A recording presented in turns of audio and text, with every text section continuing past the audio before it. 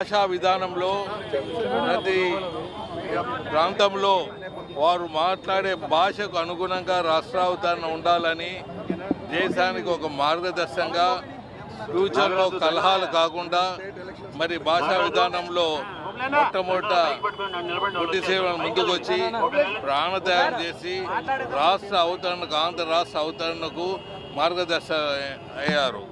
కానీ చాలా సంవత్సరాలు ఆయన పెద్దగా గుర్తించుకోలేదు.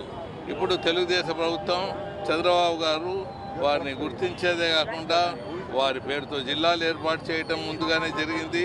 అలాగే పొట్టి శ్రీరాములు పెద్ద విగ్రహాన్ని అక్కడ ఏర్పాటు చేస్తున్నారు.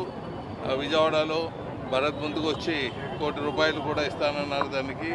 అలాగే మన ఆయన పొట్టి శ్రీరాములు ఒక కమ్యూనిటీకి చేయలేదు, ఆయన అన్ని కులాలకు అన్ని మతాలకు సేవలు చేశారు.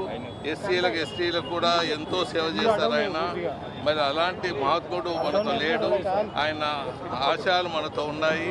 సో అందులో దృష్టిలో ఉంచుకొని రాష్ట్ర ప్రభుత్వం ఇటువంటి కార్యక్రమాన్ని అంటే ఇప్పుడు చేస్తున్న టీజీవీ కళాక్షేత్రం పండుగని ఇలా కొంత కార్యక్రమాన్ని రాష్ట్రంలో తీర్చిదిద్దే విధంగా ముందుకు పోతున్నారు. రాష్ట్ర ప్రభుత్వానికి కూడా ధన్యవాదాలు తెలియజేస్తారు.